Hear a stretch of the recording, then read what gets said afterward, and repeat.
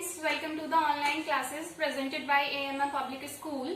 तो class 7th आज आपकी सब्जेक्ट है मैथ्स। तो ओपन कीजिए अपनी मैथ्स की बुक क्लास 7th। स्टूडेंट्स, आप अपनी बुक का पेज नंबर 16 ओपन करेंगे। पेज नंबर 16 पर है आपकी एक्सरसाइज 1C। इससे पहले की 2 एक्सरसाइज हम कर चुके हैं, तो आज हम एक्सरसाइज 1C करेंगे। पहला क्वेश्चन है evaluate each of the following, यानी कि आपको ये जो न्यूमेरिकल वैल्यू दी गई हैं इनको सॉल्व करना है। तो अब देखिए यहाँ पर क्या है, 27 डिवाइडेड बाई -3, यानी कि 27 को आपको डिवाइड करना है -3 से। तो 27 को आपको 3 से डिवाइड करना है, यानी कि 27 डिवाइडेड बाई -3 का मतलब है 27/3, यानी कि 27 के अपॉन में है 3।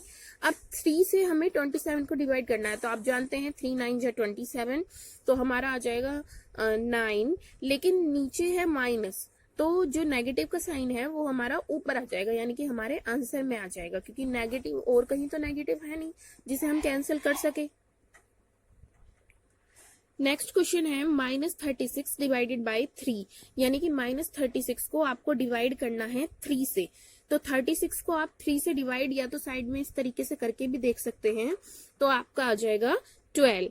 इस तरीके से आप करके देख लेंगे डिवाइड। जो डिवाइड आपको पता नहीं चलता है वो आप डिवाइड बनाकर डिवाइड साइड में करके देखेंगे, तो ये आएगा आपका 12। लेकिन 12 अब जो नेगेटिव साइन है वो हमारा आंसर में आ जाएगा, 36 के साथ जो नेगेटिव है वो आ जाएगा हमारे आंसर में, तो -12 हमारा आंसर, यानी कि क्वोशिएंट में आ जाएगा हमारा। अब है 81 को डिवाइड करना है 9 से, यानी कि -81/-9 को डिवाइड अब करेंगे डिवाइड। तो माइनस से माइनस कैंसिल हो जाएगा, यानी कि नेगेटिव से नेगेटिव कैंसिल होगा, और 9 से आप 81 को डिवाइड करेंगे तो 9 9 जा 81 होते हैं, तो हमारा आंसर आ जाएगा 9। इसी तरह से नेक्स्ट है 45 को आपको डिवाइड करना है -5 से। 45 डिवाइडेड बाई -5, तो 45/-5, और 5 9 जा होते हैं 45, लेकिन जो ये नेगेटिव है वो हमारा क्वोशिएंट, यानी कि हमारे आंसर में आ जाएगा। ठीक है, यानी कि अगर जो न्यूमरेटर और डिनोमिनेटर दोनों में नेगेटिव है तो उससे नेगेटिव से नेगेटिव कैंसिल हो जाता है, लेकिन यदि न्यूमरेटर या डिनोमिनेटर केवल किसी एक में नेगेटिव है तो वो हमारे आंसर में आता है। -45 डिवाइडेड बाई -15, माइनस से माइनस कैंसिल होगा, यानी कि नेगेटिव से नेगेटिव कैंसिल होगा, और 15 3 होते हैं 45, तो 15 3 45। इस तरीके से आप सॉल्व करेंगे। नेक्स्ट है 0 डिवाइडेड बाई -14। अब यदि आप किसी भी नंबर को, यानी कि किसी भी 0 को डिवाइडेड करते हैं किसी भी नंबर से, 0 को किसी भी नंबर से एटसेट्रा, आप कितना भी कोई सा भी नंबर ले सकते हैं, तो आपका आंसर आता है 0, यानी कि 0/समथिंग। जब 0/समथिंग होता है, ऊपर 0 होती है और नीचे चाहे कुछ भी हो, तो कोई भी संख्या हो, तो हमारा आंसर हमेशा 0 ही आएगा। नेक्स्ट इज 16 को आपको डिवाइड करना है -4 से, तो 16/-4 लिखेंगे आप, और 4 से 16 को डिवाइड करेंगे पहले। तो 4 से 16 को आप कैसे डिवाइड करेंगे, 16 को डिवाइड इस तरीके से आप करके देख सकते हैं। तो 4 4 जा होते हैं हमारे 16, 4 4 जा 16, 4 हमारा आंसर आना चाहिए, और नीचे नेगेटिव है तो नेगेटिव हमारे आंसर में आ जाएगा। ठीक है बच्चों, इसी तरीके से बाकी के क्वेश्चंस आप खुद ट्राई करेंगे, और यहाँ पर 10 तक क्वेश्चन किए गए हैं, फोटोग्राफ आपको सेंड कर दी जाएगी। और यहाँ पर ये आपका होमवर्क है कि जो इस क्वेश्चन 1 के बाकी सारे पार्ट्स हैं वो आपको होमवर्क में करने हैं। तो ये आपके 15 तक हैं, 15 तक ही आपको खुद इवेल्युएट, यानी कि खुद इनकी वैल्यू निकालनी है सॉल्व करके, डिवाइड करके। ठीक है बच्चों, आते हैं अपने नेक्स्ट क्वेश्चन पर। नेक्स्ट क्वेश्चन है आपका verify a divide bracket b plus c does not equal to a divided by b plus a divided by c। ये आपको एक समीकरण दी गई है और यहाँ पर a b c की वैल्यू दे दी गई है, तो आपको इसमें इस इक्वेशन में वैल्यू रखकर ये दिखाना है कि आपके ये जो दोनों पार्ट है, दोनों तरफ, दोनों साइड्स हैं, ये इक्वल नहीं है। यानी कि आप पहले LHS सॉल्व करेंगे और फिर RHS सॉल्व करेंगे। तो LHS क्या होता है, जो हमारी इक्वेशन का लेफ्ट हैंड साइड पार्ट होता है वो होता है LHS, और जो हमारी इक्वेशन का राइट हैंड साइड होता है वो होता है RHS। तो लेफ्ट हैंड साइड आप देख सकते हैं इक्वल टू या डज नॉट इक्वल टू के जो लेफ्ट साइड का पार्ट है वो है लेफ्ट हैंड साइड। तो ये आप देख सकते हैं A divided by B plus C, bracket में B प्लस सी। इसी तरह से RHS है हमारा A divide by B plus A divide C। तो अब आप A की वैल्यू एक जहां A है वहां रखेंगे, फिर B की वैल्यू B की जगह रखेंगे और C की वैल्यू C की जगह रखेंगे। तो A अपॉन 10, A है हमारा 10 तो A के नीचे आ जाएगा 10 डिवाइड B है हमारा -6 तो B के नीचे -6 और C है हमारा 4 तो C के नीचे 4। बाकी जो साइंस है वो अपनी जगह पर ही रहेंगे। अब जब किसी क्वेश्चन को सॉल्व किया जाता है और यदि उनमें ब्रैकेट है तो पहले हमारा ब्रैकेट सॉल्व होगा। तो आप ब्रैकेट देख रहे हैं यहाँ पर, ये ब्रैकेट है तो ब्रैकेट सॉल्व होगा। ब्रैकेट के अंदर क्या क्या है, -6 प्लस 4, माइनस प्लस क्या होगा -6 में से 4 गए 2 और माइनस का माइनस। अब आप देख रहे हैं 10 डिवाइडेड बाई -2, ये हमारा पिछले क्वेश्चन की तरह बन गया है। तो 10 अपॉन -2 हो जाएगा। जब इस तरीके से होता है तो वो अपॉन में आ जाते हैं, यानी कि न्यूमरेटर अपॉन डिनोमिनेटर आ जाता है। अब 2 को 2 से डिवाइड करना है 10 को, तो 2 5 होते हैं 10 और ये जो -2 के साथ है ये हमारा आंसर में आ जाएगा, यानी कि जो हमें सॉल्व करके हमारा निकल के आया है उसके साथ आ जाएगा। अब नेक्स्ट है यहाँ पे 10 को डिवाइड करना है -6 से और 10 को डिवाइड करना है 4 से, बीच में प्लस है तो इस तरीके से हम लिख लेंगे।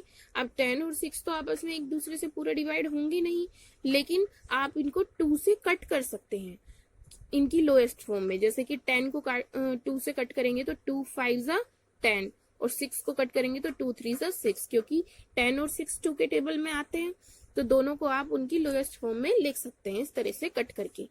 अब 2 5 10 और 2 2 4। अब इन दोनों को प्लस करना है तो नीचे का डिनोमिनेटर जो है वो अलग अलग है, हमें इन्हें क्या बनाना होगा, सेम बनाना होगा। तो 3 की मल्टीप्लाई आप 2 से करेंगे और 2 की मल्टीप्लाई 3 से करेंगे तो दोनों जगह 6 बन जाएगा। 3 2 6 और 2 3 6, और जो ये नीचे नेगेटिव है ये चला जाएगा ऊपर। अब जब नीचे 2 से मल्टीप्लाई हुई है तो ऊपर भी 2 से मल्टीप्लाई होगी, और यहाँ 3 से हुई है तो ऊपर भी 3 से होगी। तो 5 2 10, 5 3 15, और ये नेगेटिव -10 माइनस के वो 10 के साथ ही रहेगा। अब नीचे डिनोमिनेटर सेम है तो आप पूरे के नीचे 6 ले लेंगे और ऊपर आ जाएगा -10 प्लस 15। माइनस प्लस क्या होता है, माइनस, तो 15 में से 10 जाएंगे तो 5 आपका बचेगा और अपॉन में 6। और यहाँ पर क्योंकि 15 बड़ा है और 15 के आगे प्लस है तो इसलिए हमारा जो आंसर है वो भी पॉजिटिव बना रहेगा। अब आप देख सकते हैं कि जो हमारा LHS है वो -5 आया है और जबकि जो RHS है वो 5/6 आया है। तो LHS और RHS इक्वल नहीं है, तो LHS does not equal to RHS, और इसीलिए LHS वाली जो साइड है वो डज नॉट इक्वल टू है जो RHS साइड है, यानी कि जो RHS राइट हैंड साइड पर हमारी जो इक्वेशन का पार्ट है।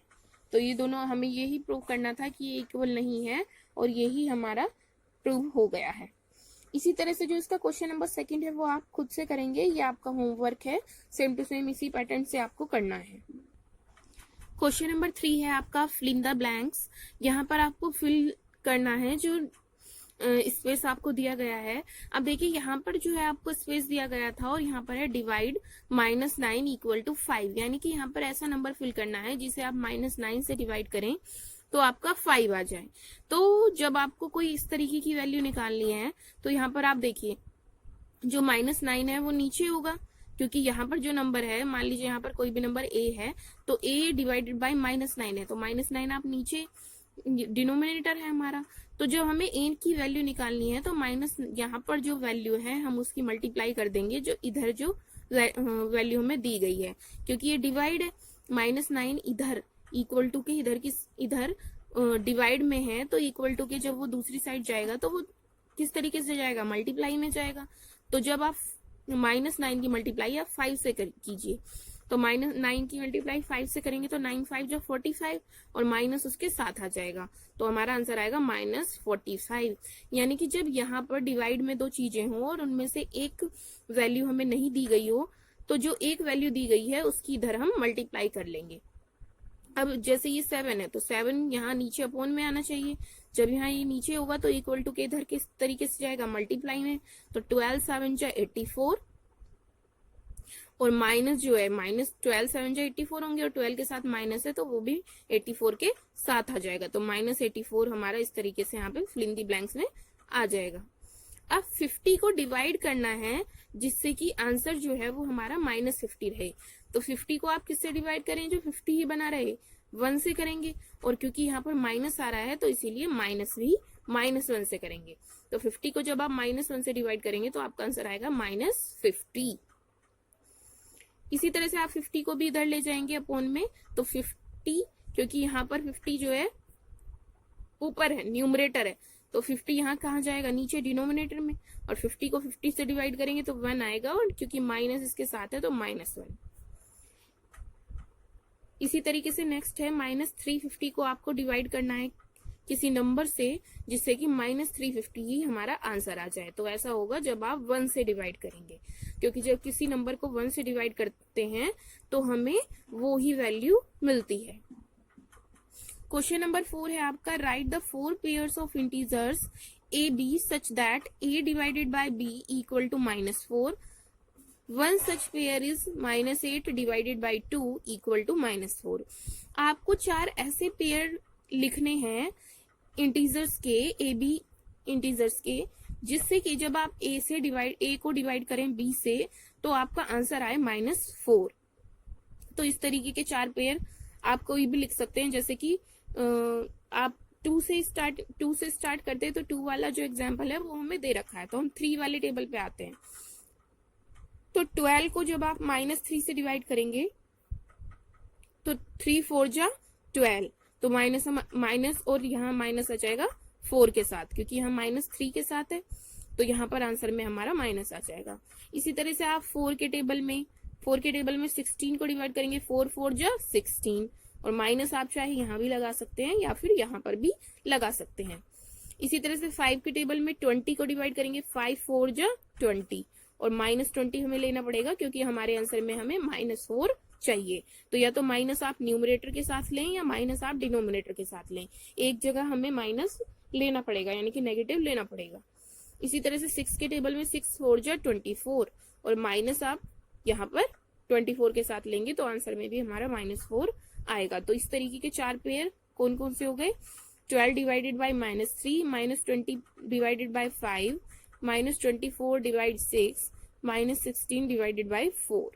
इस तरीके के 4 पेयर हो गए हैं। और बाकी भी आप कोई भी लिख सकते हैं जो आपको मतलब जैसे आप 8 के टेबल से या 7 के टेबल से लिखना चाहे वो भी आप लिख सकते हैं, क्योंकि यहाँ पर तो हमने 3 4 5 6 से डिवाइड किया है। अगर आप 7 8 से डिवाइड करना चाहते हैं या 9 से डिवाइड करना चाहते हैं तो वो भी आप लिख सकते हैं। नेक्स्ट है आपका question number 5, the temperature of a certain city on a particular day was 33 degree Celsius. किसी सिटी का यानी कि किसी शहर का टेम्परेचर जो है किसी दिन वो 33 डिग्री सेल्सियस था।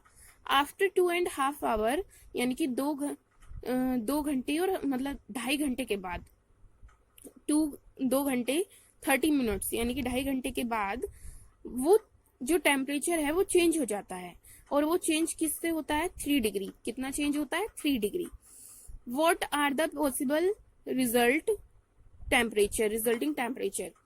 तो अब यहाँ पर पूछा गया है कि जब टेम्परेचर चेंज हो गया है, 3 डिग्री सेल्सियस जो है चेंज हो गया है, तो रिजल्टिंग टेम्परेचर क्या होगा। अब यहाँ पर टेम्परेचर जो चेंज हुआ है उसमें ये नहीं बताया गया है कि टेम्परेचर बढ़ा है या घटा है, यानी कि जो टेम्परेचर की वैल्यू है वो इंक्रीज हुई है या डिक्रीज हुई है। तो जो 33 डिग्री सेल्सियस था, जो हमारा टेम्परेचर था पहले चेंज होने से पहले, उसमें हम +3 डिग्री सेल्सियस करेंगे, या तो मतलब टेम्परेचर यदि बढ़ा है तो हम क्या करेंगे, प्लस करेंगे, और टेम्परेचर यदि घटा है यानी कि डिक्रीज हुआ है तो हम क्या करेंगे, माइनस करेंगे, क्योंकि हमें क्वेश्चन में बताया नहीं गया है कि इंक्रीज हुआ है या डिक्रीज हुआ है, केवल कहा गया है कि चेंज हुआ है। तो चेंज के लिए हम पहले 33 डिग्री सेल्सियस में प्लस करेंगे 3 डिग्री, जिससे कि बढ़ा है, तो 33 में जब आप 3 प्लस करेंगे तो 36 डिग्री सेल्सियस बन जाएगा। और यदि आप 33 डिग्री सेल्सियस में से माइनस करते हैं 3 डिग्री सेल्सियस को, तो आपका आ जाएगा 30 डिग्री सेल्सियस। 33 में से 3 माइनस कर देंगे आप, तो इस तरीके से हमारे ये 2 आंसर आएंगे। यानी कि जो रिजल्टिंग टेम्परेचर है वो या तो 36 डिग्री सेल्सियस हो सकता है या 30 डिग्री सेल्सियस हो सकता है। तो बच्चों इस तरीके से आपकी एक्सरसाइज कंप्लीट नहीं, क्वेश्चन नंबर 5 तक कंप्लीट होती है और क्वेश्चन नंबर 6 से लास्ट तक हम नेक्स्ट क्लास में करेंगे। यहाँ तक ही आपको अपनी नोटबुक में पूरा वर्क कंप्लीट करना है। जो होमवर्क के लिए क्वेश्चन दिए गए हैं वो आपको होमवर्क में कंप्लीट करने हैं। मिलते हैं नेक्स्ट क्लास में। Thank you.